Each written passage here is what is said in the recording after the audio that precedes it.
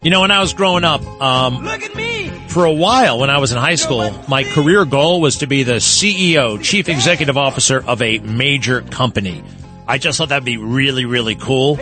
The ultimate achievement, really, in American capitalism in a way, right? When you think about it. There was a guy, a neighbor actually, who was a CEO, and I became fascinated with him. But you had to do all this business stuff and all these courses that I wasn't particularly interested in, so there went that dream. Jay Jackson, living the dream. He is the chairman and CEO of Abacus Global Management. Abacus Global Management is reshaping financial planning around the most personal data point, your lifespan. It's amazing. It's an amazing concept. It's amazing practice. I am here with Jay Jackson, chairman and CEO of Abacus Global Management. Congratulations on being the boss. How are you, Jay? I am awesome. Thank you, Greg. And you know, being the boss isn't always that much fun, but it's been an amazing journey. Yeah, I know. I imagine that you got to, all the problems, got to go to your desk and that kind of thing. But that's not the customer's problem. The customer's always right. Tell us a little bit about Abacus Global Management overall. Sure. Abacus Global Management, we founded over 20 years ago. We're publicly traded on the New York Stock Exchange. And what we do at its core, we're an alternative asset manager, but what we buy is maybe one of the best forms of credit out there, and that is we acquire life insurance policies. And we do that by creating liquidity for seniors or policyholders who currently have their life insurance that might have served its purpose or they're thinking about letting it go. And then we monetize that in today's value for them. And then ultimately we put those into large asset management funds, and we manage over $3 billion in assets under management. And it's been a terrific uncorrelated asset to be invested in. You know, it sounds cool. It also sounds very reputable, right? Because sometimes insurance and you get these TV commercials and whatnot. You guys are legit on the New York Stock Exchange.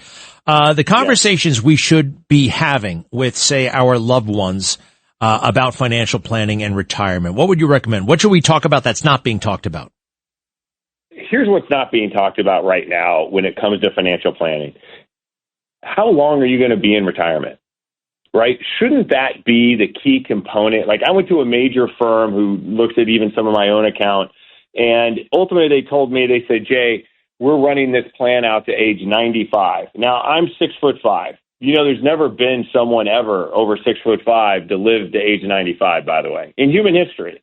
And how is it on earth that that is the type of data that somebody would use? It's just kind of bad data out there. So I think the first question that if you have a loved one, you should be asking yourself is, let's address the number one fear out there, which is running out of money in retirement. And the best way to better understand that is how long you're going to be in retirement. Understand your lifespan. Pull the medical files. Get current underwriting. Those are the things that Abacus does that really separates us. Because how do you know how you should be allocating your money, Greg?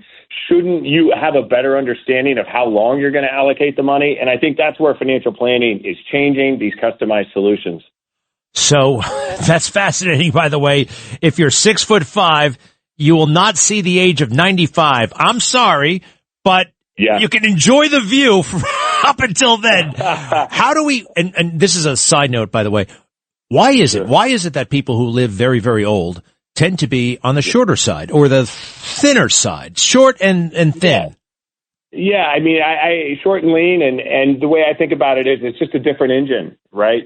You know, it's the equivalent of a Cadillac Escalade versus, you know, a smaller, more efficient vehicle. And the smaller, more efficient vehicle is going to have a longer lifespan because you don't have as many things that can go wrong. For example, you know, when you think about how much distance traveled to just pump your blood through your heart, think about the extra wear and tear that puts on that body. And so, you know, it's taller and larger people aren't built to last as long as somebody who's a little more compact. And we've seen that happen over history. This is a crazy fact. Like, there hadn't been a centurion over 6 foot tall until really, you know, just in fact recently where we saw that happen for the first time. And so, you know, like, we're all thinking about how we're going to live forever, but instead, shouldn't we be planning for what we're going to do while we're there? It's so wild. My wife's cousin slash uncle is 105, and he's 5'6". You're very small. He's a Holocaust survivor, by the way. So, all right, By the way, this data is fascinating. You have so much of it. You can pinpoint. You can make these estimates. What is your accuracy rate? Because Sure. How do you? Yeah, do you have a batting average? Well, we do, and it's really high. But typically, what happens is it becomes very predictable as you get older. It's less predictable when you're younger, right? When you're 50 and 60, you've got a billion probabilities. But the thing that we say to everybody is that your lifespan is not a straight line. It's an arc of probabilities, and you are in control of it. And you talked about that. You want to be the boss, right? Be the boss of your own life. Be the boss of the asset that matters the very, very most, right? Which is your lifespan. Time is the most valuable asset you have. Shouldn't you do everything you can to enhance it? And so when you look at what's accurate, you get to somebody in their late 70s, early 80s, that life arc becomes more predictable because they have certain impairments that are happening that you can predict and measure that against actual mortalities that have occurred. But man, you can make a difference before then if you better understand the value of time and the value of what that lifespan looks like, right? People struggle with investing for retirement, typically, Greg, because they don't know what they're buying. But if you place a real value on it and you could say, hey, look, like this is actually what this is going to look like for me and have that conversation, all of a sudden saving rates go up significantly higher. So let's pretend I got a neighbor who happens to be 79 years old, and you figure, and he's got, like regular, did okay. Maybe he's got a little pension. He's got life insurance for his, standard life insurance. And you guys figure out he's going to live to the age of 87. What should he do, and what can you do for him? Sure. There's a couple things he has to keep in mind right away. Is that, first of all, he better understands what his life arc is. He's looking at approximately 8 to 10 years in remaining life. How should he be allocating his assets, right? So to ensure he doesn't run out of capital.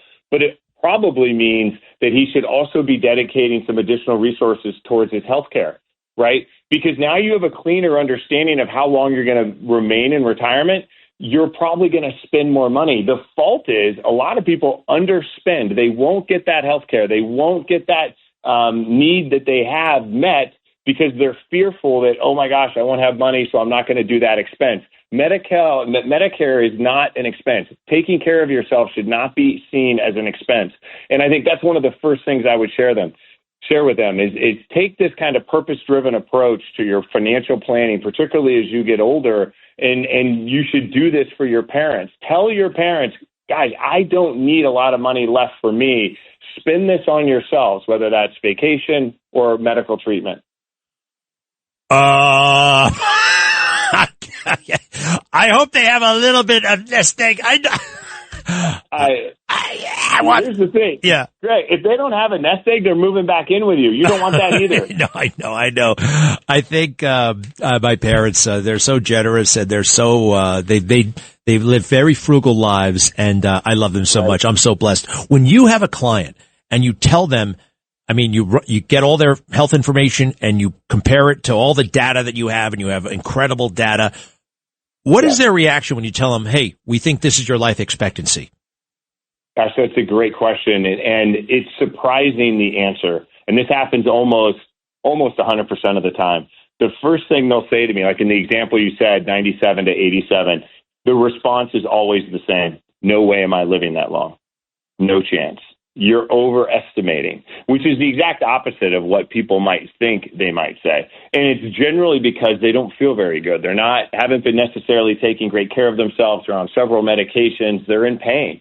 And there's a lesson to be learned in that, right? Like, if I can give you the most valuable thing there is in the world, and that's time, that latter decile of your life, that 80s, all of a sudden you're functioning, you're in less pain. What an amazing gift, right? And I think that's a big lesson to be learned from the whole takeaway of when you understand lifespan. We all think that, we're going to live forever. But when you get there, you're saying to yourself, gosh, I don't feel good about where I am today. And it's evidence, right? Like, there's a lot of evidence out there that supports that in general, our seniors in the United States are not very happy. It's the leading suicide rate by population are people over the age of 75. I had no idea. Really? That's sad. Yeah, it's absolute tragedy. And it's, a lot of it's caused by self-harm. When you think about elder abuse cases, most of the time it's self-harm. They're not taking care of their meds. And by the way, these people come from all walks of life. It could be your neighbor, right? It just could be somebody that is sitting there saying to themselves that, hey, look, like, I don't feel good. And you can make an impact on that, right? They need community, they need communication. But when you think about your lifespan and you apply this to yourself, answer this question. Is that how you want to view the world when you're 80? I hope not. I don't. And so start taking those things into account today. It's that old phrase, new lease on life. I feel like that's what you're providing here in a way. We are. We are. Abacus is on the stock exchange. What is your symbol? We trade under the ticker symbol A like Apple, B like boy, X X-ray, ABX. ABX. That's very cool. And people can go to abacusgm.com. Abacus, like the abacus that the Japanese use as a calculator. Abacusgm.com. Jay Jackson, fascinating, important, useful. Final thoughts, sir. You know what? We're all in control of our own destiny, regardless of your age. And what I would say is ask yourself this. What would your 80-year-old self ask you to do right now? Probably save more, right? Eat better, exercise. Those three things. Listen to your 80-year-old self, and you're going to have some amazing outcomes later in life. I got to write this question down. That's an amazing thing. What would your 80-year-old self tell you to do right now? It's become very fashionable. What would you tell yourself? What would you tell your 22-year-old self? What advice would you, which is totally a useless exercise. Right. But to think about what your 80-year-old self would tell you to do right now. Now that is a beautiful, beautiful thing to consider. Abacusgm.com. Abacusgm.com. Jay Jackson, thanks for being with us. Thank you, Greg.